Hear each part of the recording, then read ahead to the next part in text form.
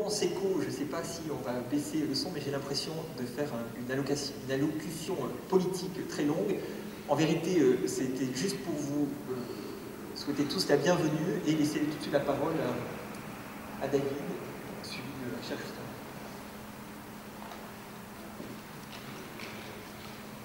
Merci Stéphane. Bon, j'ai juste fait dire 2 mots d'introduction pour présenter rapidement Richard. Donc, bon, je vous remercie d'être venus toutes et tous pour cette conférence.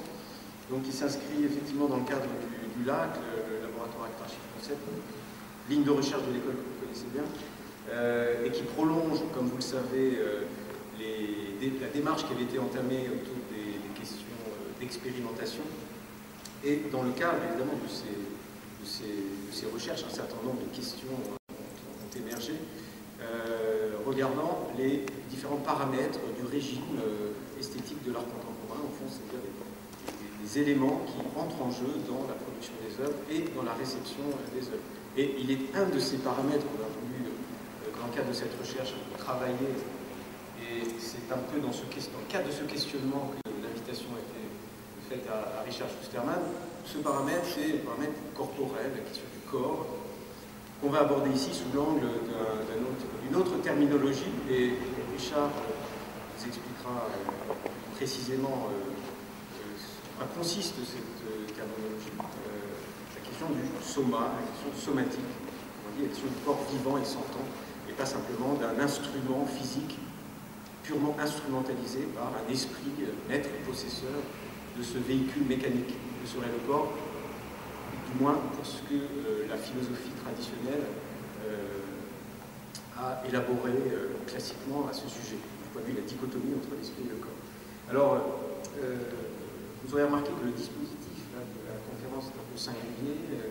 On a remplacé donc l'amphithéâtre et les tablettes par des tapis de sol et un gymnase. Alors qu'un philosophe tel que Richard Schusterman intervienne dans un gymnase, que la philosophie fasse son entrée dans un gymnase, ça peut vous paraître un peu étonnant, singulier, mais il faut savoir que si on se rapporte à l'histoire et de la philosophie et des gymnases, alors on trouverait des liens beaucoup plus étroits, beaucoup plus étroits que ce qu'aujourd'hui nous serions tentés de voir. Donc, le gymnase, le gymnasium, le gymnos, c'est-à-dire nu. C'était ce lieu où, dans la Grèce antique, des individus étaient appelés presque nus, gymnos, c'est-à-dire nus ou presque nus, à pratiquer des exercices physiques liés à la culture physique. Les cultures, on entend vraiment en un sens très fort, pas seulement du travail de l'apparence. Alors, je vous rassure, là, on a enlevé simplement les chaussures, et on n'ira pas plus loin dans le gymnos. On s'arrêtera du moins aux chaussures. Mais il faut savoir qu'à l'entrée des gymnases, les philosophes aimaient particulièrement développer leur pratique de la pensée sous les portiques des gymnases. Il y a un certain nombre de philosophes qui se sont fait connaître pour leurs paroles à l'entrée des gymnases, et d'une manière générale sous les portes, et sous les portes en général, alors les portes des gymnases en particulier. Sous les portes, vous savez, il y a une école philosophique qui s'appelle l'école stoïcienne, on les appelle les sages du portique. Merci. Je suis très content, c'est la première fois que je visite Annecy. C'est très joli. Je vois que c'est une ville aussi très sportive. Je me sens un petit peu paresseux que je n'ai pas fait le jogging du matin, ni la natation, ni le vélo. Je vois tous les gens sont dehors. Et je vous remercie de votre attention. Je viens de venir de Heidelberg, d'Allemagne, où j'ai fait un workshop, un atelier de somaesthétique pour des physiothérapeutes. Et donc, la parole, c'est aussi une chose somatique. Et il faut que je reprenne mes habitudes de parler français. Donc, Je m'excuse pour mon français approximatif et je ne savais pas exactement le type de public et le nombre de public qui serait ici. Donc au début, je pensais faire simplement un atelier pratique, mais ce n'est pas pratique. Et je sais aussi que ce n'est pas très confortable pour vous de vous asseoir par terre, parce que nous avons l'habitude de nous asseoir sur les chaises, au moins ici dans la culture occidentale. Donc mettez-vous à l'aise.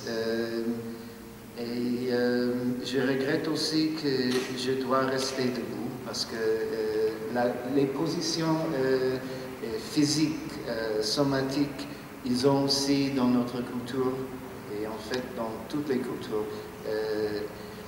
des signifiances aussi sociales.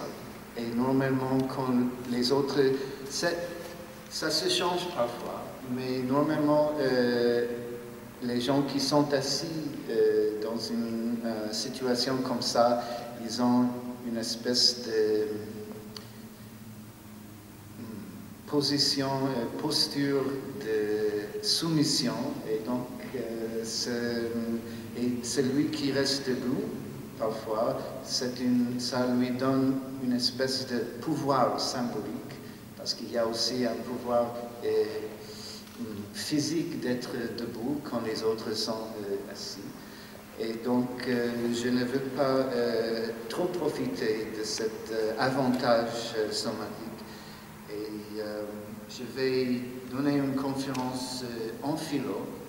Et la partie pratique serait après dans la salle de conférence où on fait normalement les théories. Ce n'était pas prévu, mais on a ajusté un petit peu la situation étant donné des conditions de travail.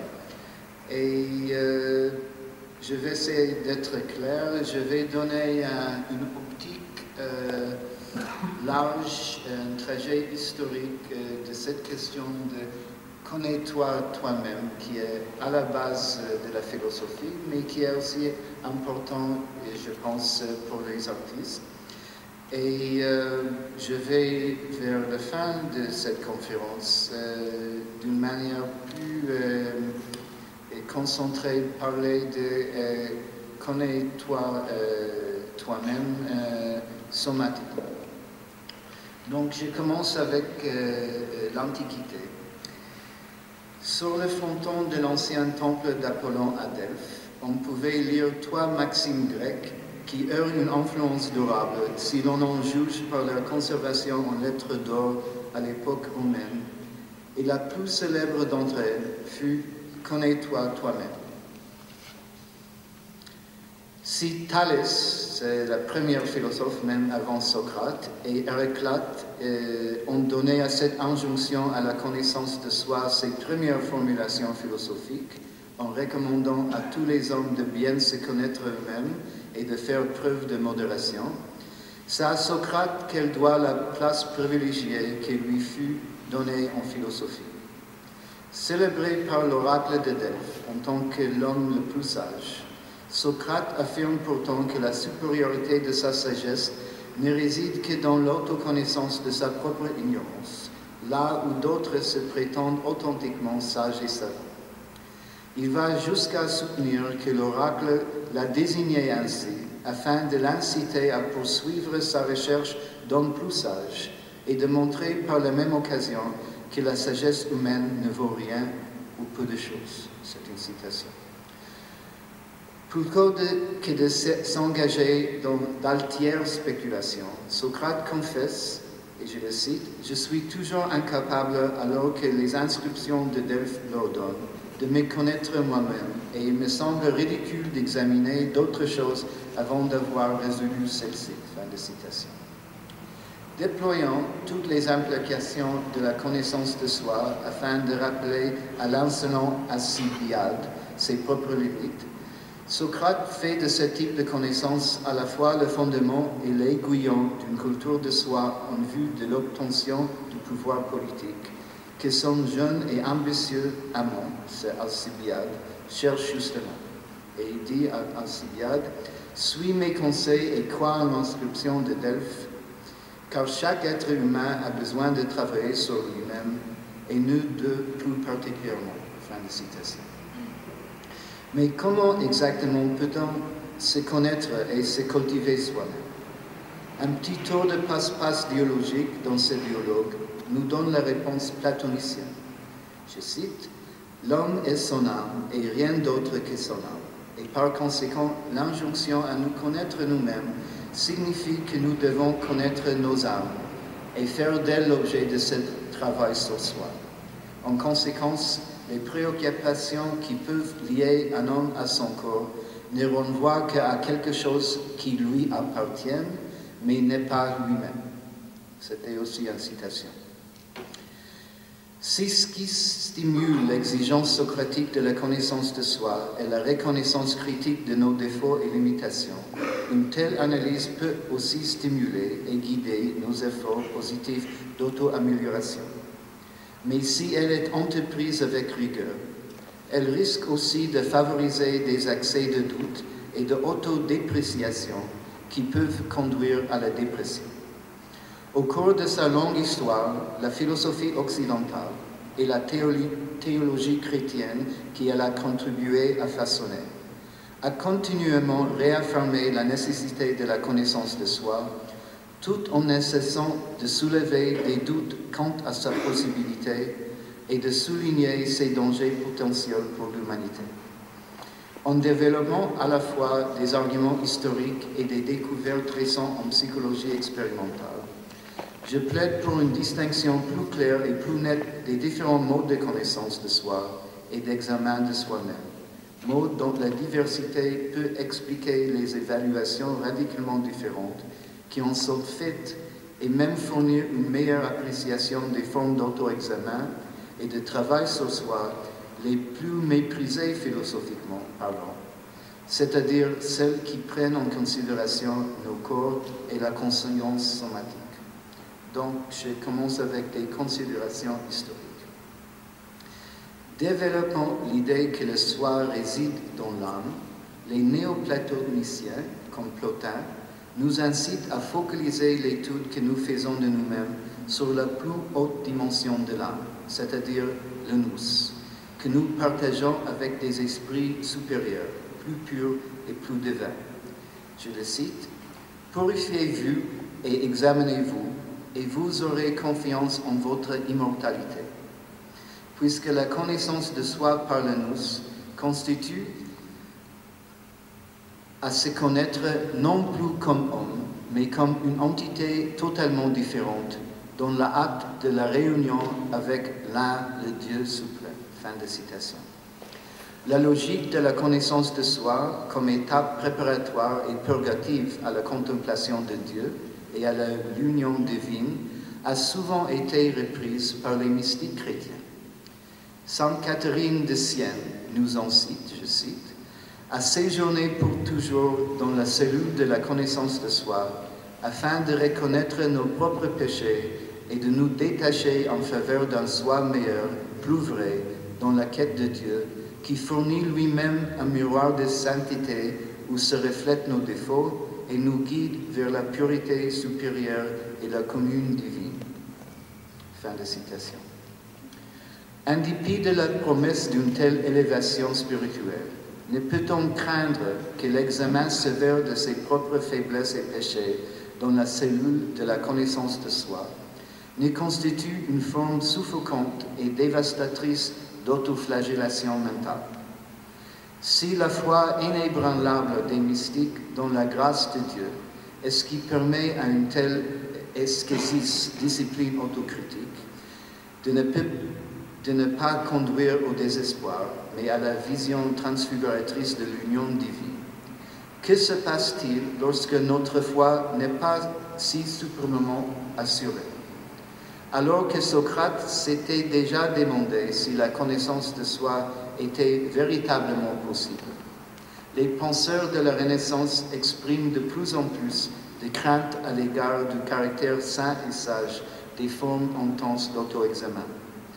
et ils reconnaissent la nécessité de regarder plutôt plus loin et de détourner les yeux de cet être fragile, parfois stupide et incarné dans un corps corruptible qu'est l'homme. Le fait que Montaigne fasse de la quête de la connaissance de soi le fondement même de sa vie et du chef-d'œuvre qui constitue les essais ne l'empêche pas d'affirmer que la tâche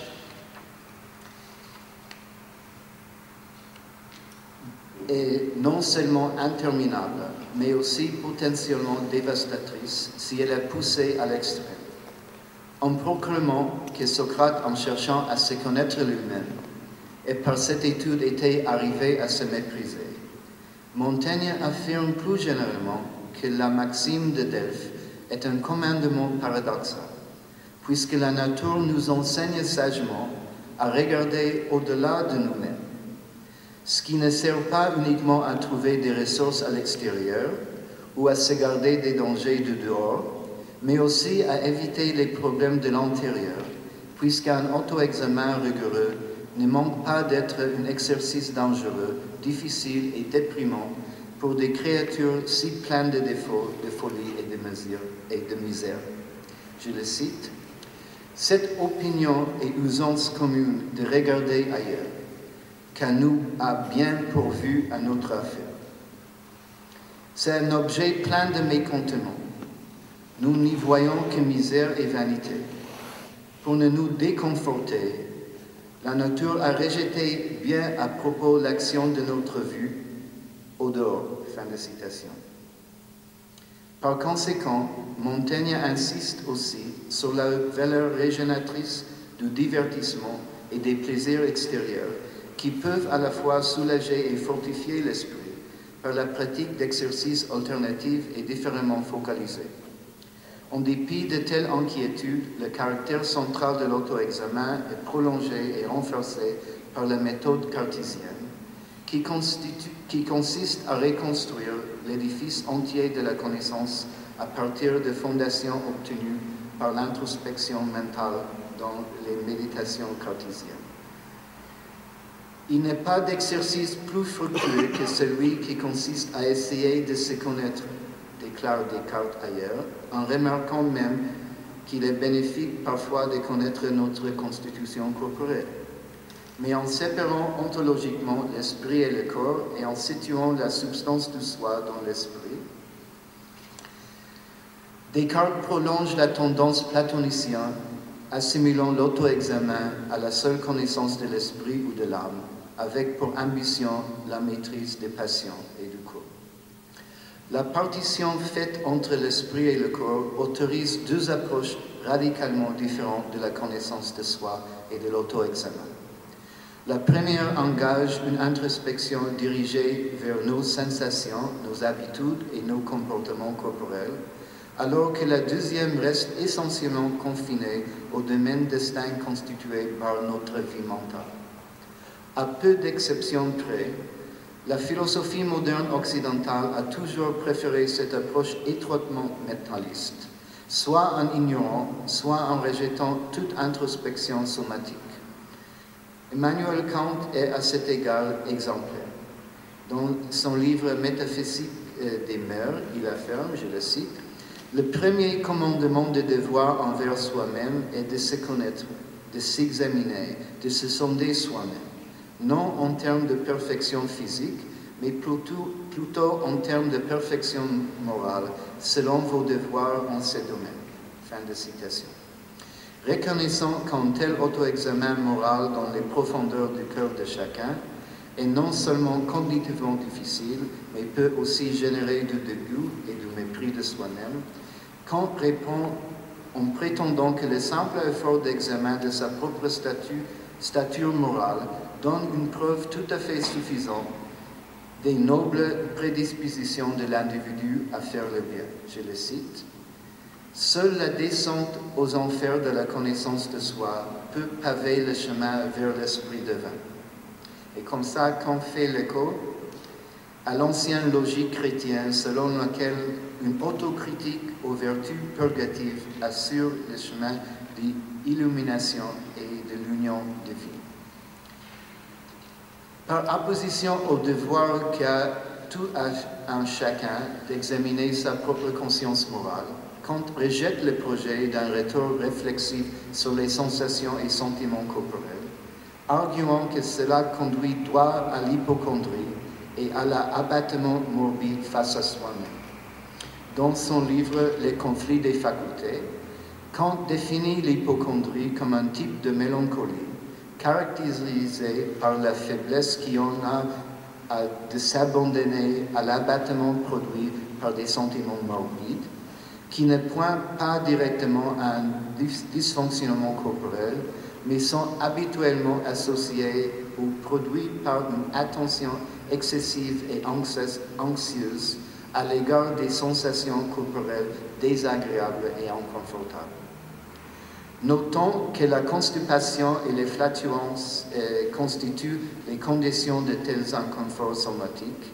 Kant confesse sa propre disposition à l'hypocondrie à cause, je le cite, de sa poitrine plate et étroite qui laisse peu de place au mouvement du cœur et des poumons, engendrant ainsi une sensation d'oppression.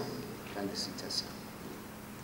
Mais en insistant sur le pouvoir qu'a l'esprit de maîtriser ses sentiments morbides par une pure et ferme résolution de la volonté, Kant affirme qu'il a été capable de soigner cet état maladif en refusant simplement de prêter attention aux sentiments d'inconfort physique qui en étaient la cause, en détournant son attention de ces sensations. L'introspection somatique, il prévient ailleurs, et je le cite, éloigne l'activité mentale d'autres choses importantes et n'est pas bénéfique. Elle affaiblit le corps et le détourne de ses fonctions animales premières.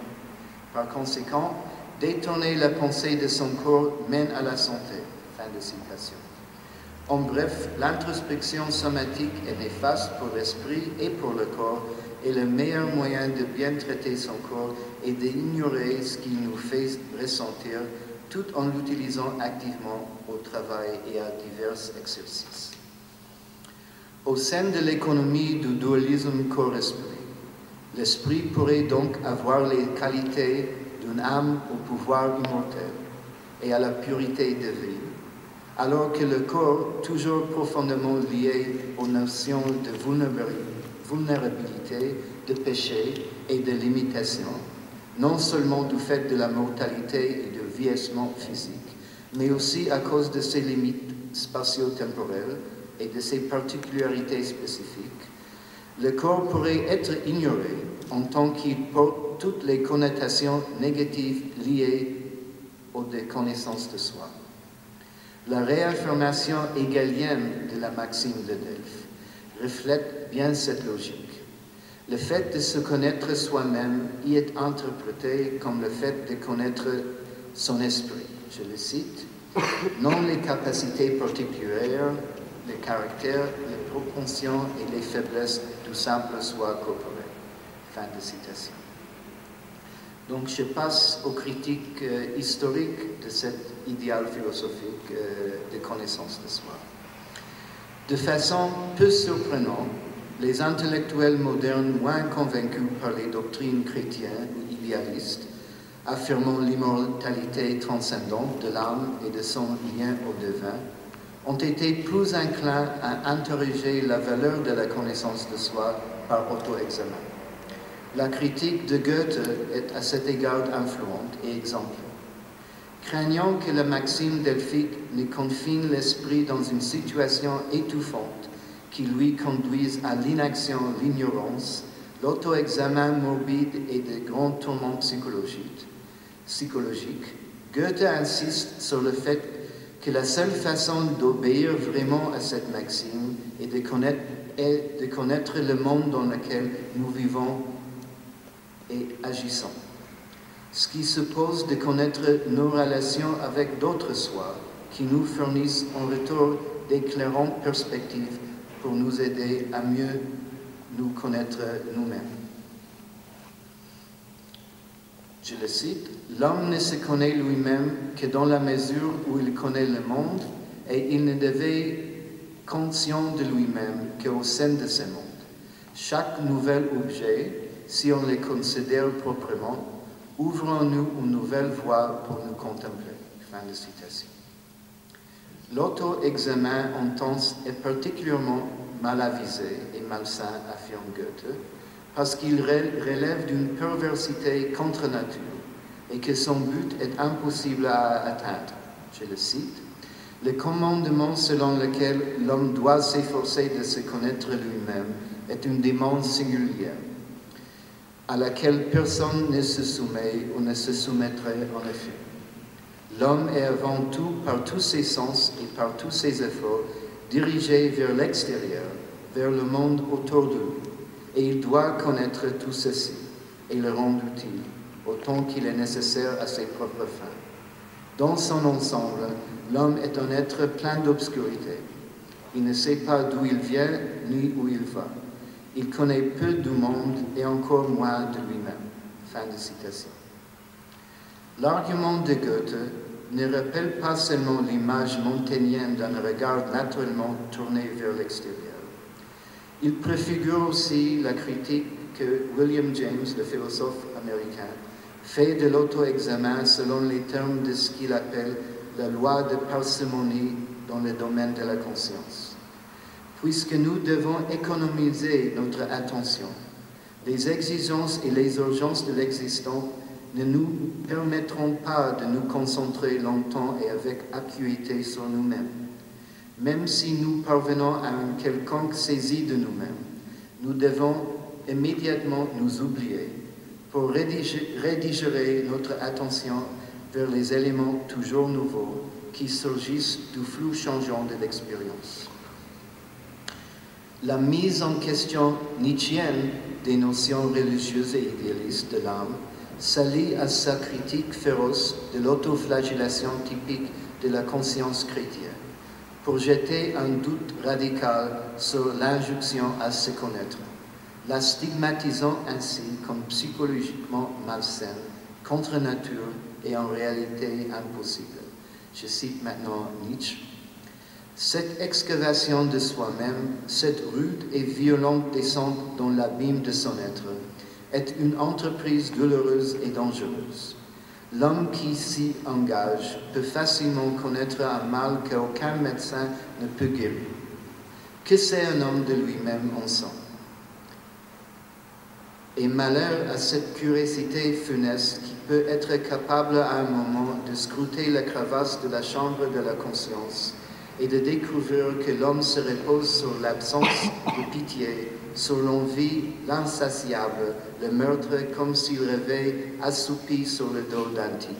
Fin de citation.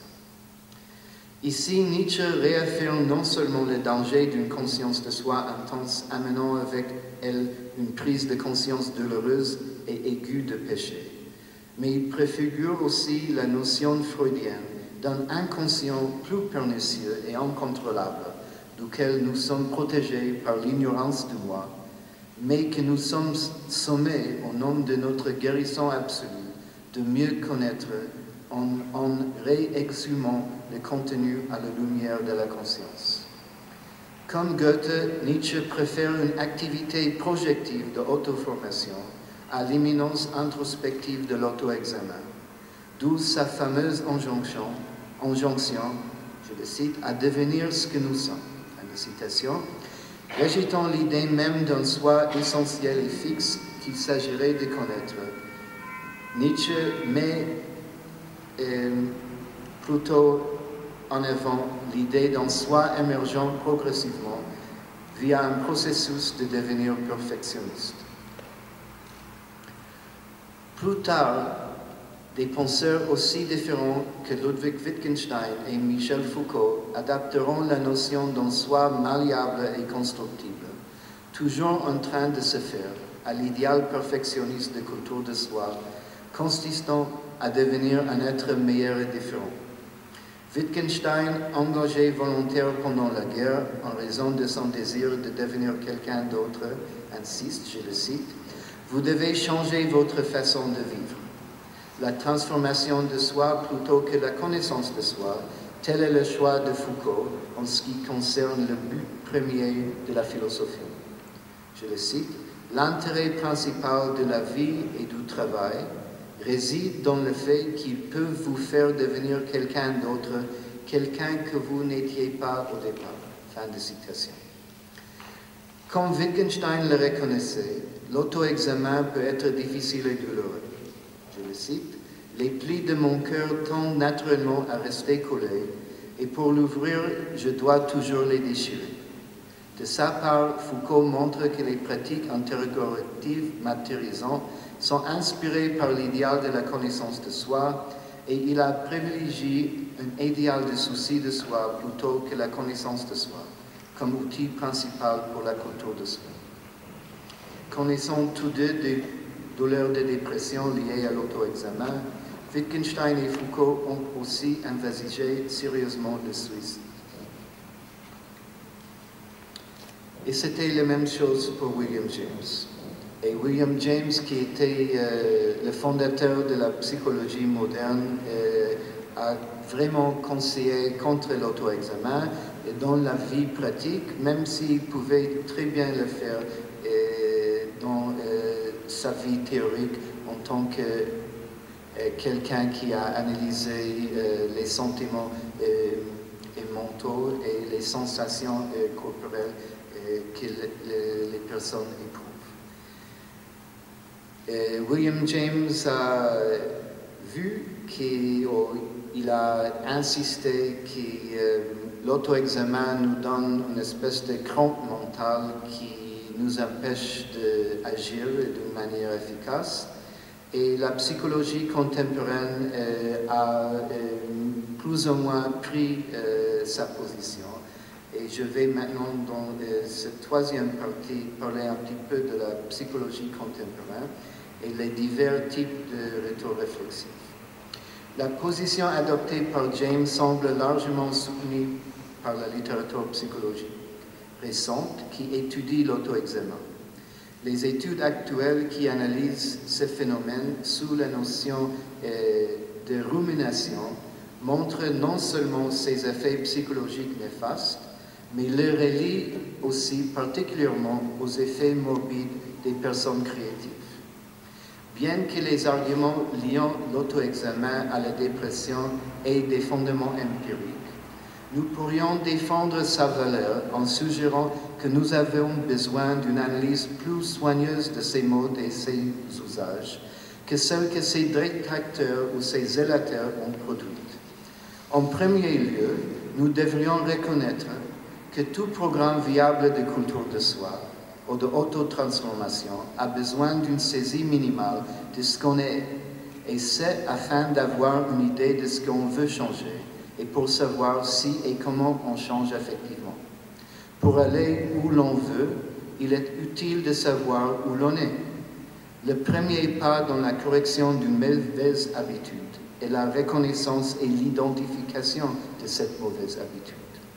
Si, comme William James le prétend, le soi est un réseau d'habitudes malléables, une étape cruciale vers l'auto-amélioration est d'évaluer les limites actuelles de son moi afin de saisir les directions et les dimensions à donner au changement.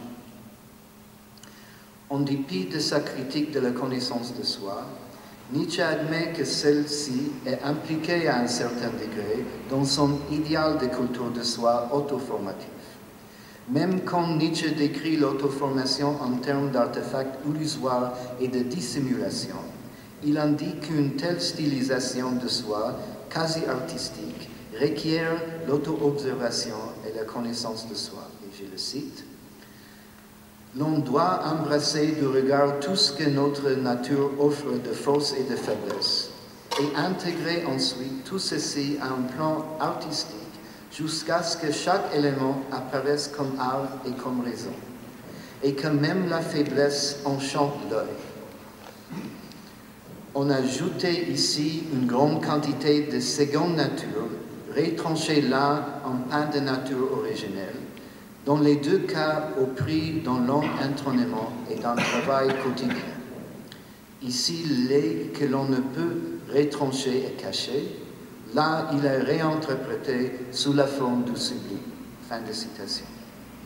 Dans un deuxième temps, puisque de nombreux défenseurs ou praticiens de l'auto-examen n'ont apparemment pas souffert de mélancolie d'une mesure importante, il ne semble pas y avoir de lien nécessaire entre auto-examen et dépression. Nous avons donc besoin d'enquêter de façon plus précise sur les conditions ou les modes qui font que l'auto-examen conduit à la dépression morbide. L'une de ces conditions semble être le fait de mettre l'accent de façon implacable et incontrôlable sur les négatifs, les jugements négatifs, les affects négatifs, les peurs hypochondriaques des événements futurs et la négativité générale d'une vie apparemment privée de sens. La négativité elle-même n'est pas peut-être l'aspect le plus déprimant de l'auto-examen mélancolique. La nature incontrôlable et compulsive d'une telle rumination peut être pire en effet. L'incapacité à contrôler la direction de nos propres pensées crée en retour un fort sentiment négatif d'impuissance qui renforce notre humeur déjà négative et notre inertie, ce qui rend plus difficile le fait de se tourner vers des pensées positives ou vers des actions pouvant remédier à une telle situation. La littérature psychologique contemporaine souligne la dimension passive et incontrôlable de la mélancolie en définissant précisément la rumination dans les mêmes termes. Un des importants chercheurs à la pointe de l'étude des liens entre dépression et rumination et dans la collecte empirique de données sur les fréquences et la force de leur conjonction, définit cette dernière comme se focalisant de façon passive et répétée sur des symptômes de détresse. Mais l'auto-examen, le retour réflexif sur soi, doit-il toujours être passif et incontrôlable? N'existe-t-il pas des formes d'auto-observation qui, au contraire, fournissent et encouragent un contrôle actif, discipliné et renforcé de la focalisation mentale? Et cet affoutage de la concentration mentale, de l'acuité et du pouvoir de la volonté, ne constitue-t-il pas une part de l'argumentation philosophique traditionnelle en faveur de l'auto-examen, de la connaissance de soi-même, pour la culture de soi?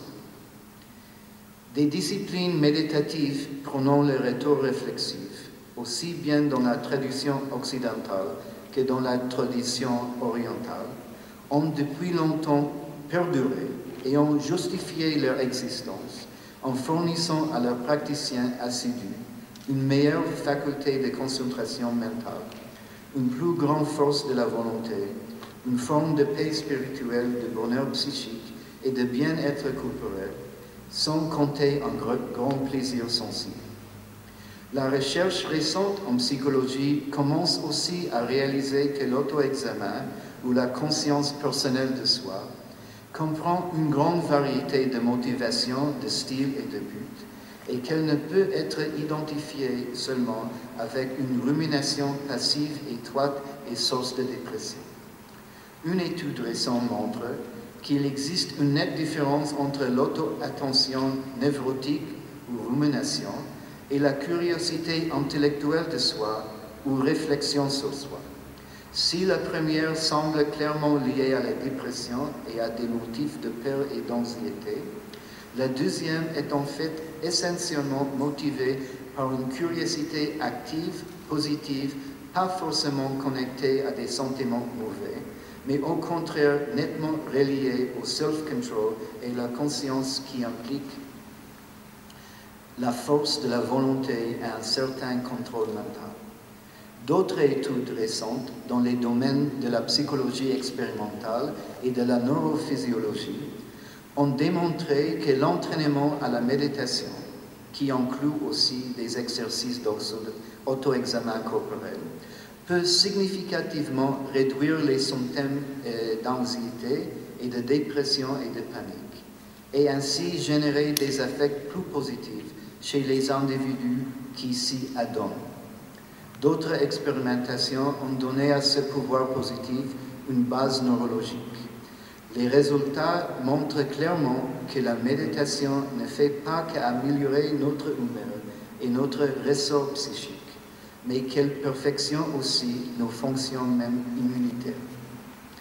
L'identification du caractère excessif et obsessionnel de la rumination comme étant la clé de sa nature morbide devrait nous aider à reconnaître que le fait de condamner la connaissance de soi en la déclarant néfaste pour la santé mentale provient d'une assimilation hâtive de cette connaissance avec ce qui produit un usage implacable, disproportionné et excessif de l'auto-examen et de la connaissance de soi.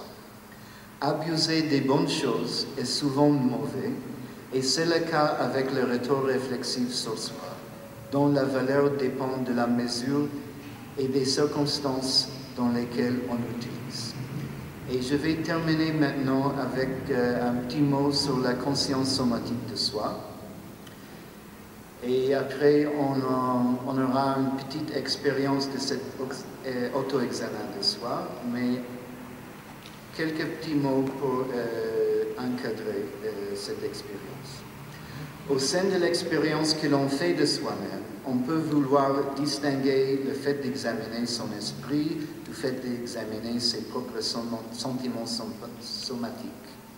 Souvenons-nous de la façon dont Kant et d'autres faisaient la différence entre la tâche réjouissante qui consiste à faire retour sur son âme et la dégénérescence provoquée par la réflexion somatique. En tant que défenseur et praticien de la réflexion somatique depuis près d'une dizaine d'années, pas seulement en tant que philosophe engagé dans la recherche en somatique, mais aussi comme formateur et thérapeute professionnel dans le domaine de la méthode Feldenkrais, j'ai un intérêt direct à la défense de la connaissance somatique et de la conscience somatique, explicite et réflexive pour la culture améliorative de soi. Ayant déjà argumenté ailleurs contre l'idée que celle-ci provoque un comportement égoïste et asocial, une passivité maladive qui ruine toute tentative d'action efficace, permettez-moi de conclure cet exposé en mettant l'accent sur la façon dont la conscience somatique de soi est spécifiquement liée au problème de la mélancolie et de la culture de soi. Les techniques de méditation utilisées dans des recherches récentes visant à faire la preuve des bénéfices salutaires de l'usage de la méditation tournée vers la conscience de soi et destinée à réduire l'anxiété, la peur et la dépression, tout en favorisant de meilleurs affects, sont en réalité aussi des techniques reposant sur l'activation d'une conscience corporelle focalisée sur des points précis, en l'occurrence le yoga, le body scanning et la méditation assise, qui implique une focalisation importante sur la façon dont on respire afin de détourner l'esprit de pensées distrayantes. Ceci ne devrait pas nous surprendre, puisque si le yoga, le zen et d'autres disciplines systématiques d'introspection somatique devaient effectivement conduire à la faiblesse mentale, à l'introversion morbide et à l'hypochondrie que Kant et William James redoutaient, elle n'aurait pas prospéré pendant tant de siècles et au sein de cultures si différentes. Ma propre expérience de la discipline zen au Japon m'a montré comment une réflexion somesthétique méthodique peut développer la force de la volonté en dirigeant la conscience pleinement focalisée sur notre respiration ou sur d'autres sentiments somatiques, comme sur le contact de nos pieds avec le sol lors de la pratique de la méditation en marche. De la même façon, la force de la volonté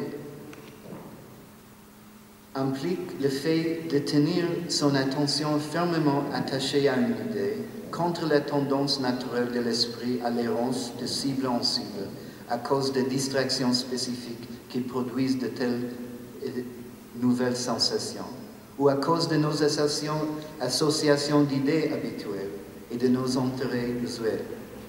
Nous sommes en effet naturellement et habituellement enclins à accorder notre attention au monde extérieur, à son flou et aux perceptions changeantes que celui-ci stimule. et non pas à l'activité de respiration constante et réitérée. Même si nous y prêtons momentanément attention, notre pensée tend immédiatement à se fixer sur d'autres choses.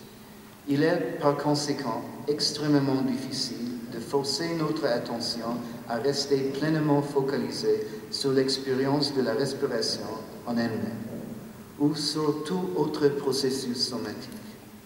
Des exercices d'attention somatique soutenus peuvent renforcer notre volonté en entraînant notre capacité d'attention à garder sa concentration et à résister à son penchant pour le vagabondage. La respiration et le corps sont des cibles merveilleusement adaptées pour de tels exercices, parce qu'ils sont toujours là pour qu'on puisse se concentrer sur eux, alors que l'esprit les ignore le plus souvent pour se précipiter vers des objets plus intéressants ou plus exigeants. De la même façon, comme je montre dans mon livre « Conscience du corps », afin de transformer des mauvaises habitudes de mouvement ou posture pour les rendre plus efficaces, pour promouvoir notre culture de soi, nous devons d'abord les mettre en examen par une conscience de soi somatique qui prend conscience aussi de nos sentiments proprioceptifs. Cette conscience somesthétique réflexive est à la base des disciplines occidentales comme la technique Alexandre et la méthode Feldenkrais. Et après une petite transition à l'autre salle, je vais vous faire une petite expérience de la méthode Feldenkrais et je vous remercie pour votre attention.